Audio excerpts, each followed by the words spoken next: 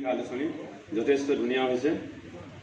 সম্পাদকদ্বয় হিমাশ্ৰী দত্ত, অবিনাশ বৰা আৰু আমাৰ সভাপতি আছে ডক্টৰ উৎপল দত্ত সম্পাদনা সমিতিত। মই সকলোকে ধন্যবাদ জ্ঞাপন কৰিছোঁ আৰু ইমান দেখিলে গম পোৱা যায় যে নিজে কষ্ট কৰি পিনি কৰিছে। ইয়াৰ পিছতে আমাৰ শিৱসাগৰ কলেজ আলোচনী ৫৭তম সংখ্যা তমচুমা জ্যোতিৰ্গময়, সম্পাদক আছে চান্দিনী বৰা, শিৱসাগৰ কলেজ। নিশ্চয় ইয়াতে ধুনীয়া ধুনীয়া গল্প প্ৰবন্ধ আছে, সকলোকে পঢ়িবৰ কাৰণে অনুৰোধ জনাইছোঁ।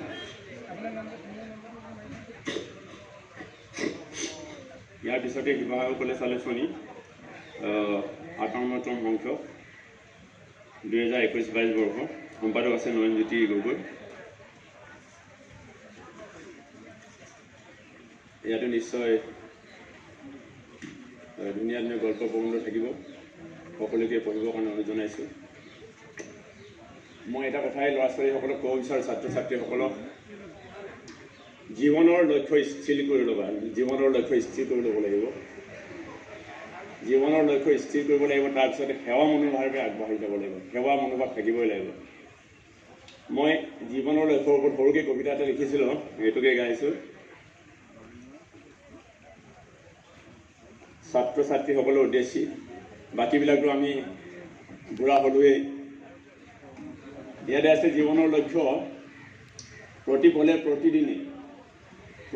প্ৰতিদিনে যোগাত্মক চিন্তাৰে ১০০% সুস্পষ্ট স্ফটিকস্বচ্ছতাৰে এক মহান উদ্দেশ্যৰে তোমাৰ ভাল পোৱা ভাল লগা অন্তৰাত্মাৰ অহৰহ আহ্বায়িত এক সুনিশ্চিত কৰ্মৰ এক অভিকেন্দ্ৰিক বিন্দুত লক্ষ্য স্থিৰ কৰা।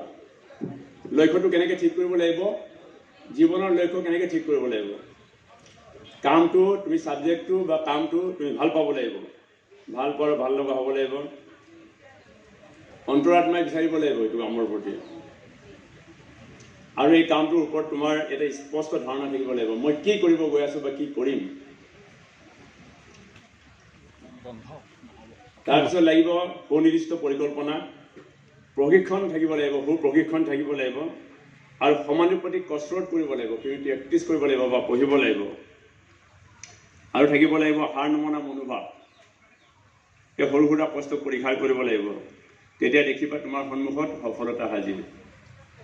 মই এতিয়া এই বয়সত এইটোৱে গম পালোঁ যে তুমি লক্ষ্য ঠিক কৰিব লাগিব, লক্ষ্য স্থিৰ কৰিব লাগিব, আৰু সেৱাৰ মনোভাৱ এটা থাকিব লাগিব। তেতিয়াহে তুমি জীৱনত সফলতা লাভ কৰিব পাৰিবা। ধন্যবাদ। মই পুনৰ ধন্যবাদ জ্ঞাপন কৰিছোঁ, আৰু এই ৩খন গ্ৰন্থ উন্মোচন কৰিছোঁ বুলি মই ঘোষণা কৰিছোঁ। ধন্যবাদ।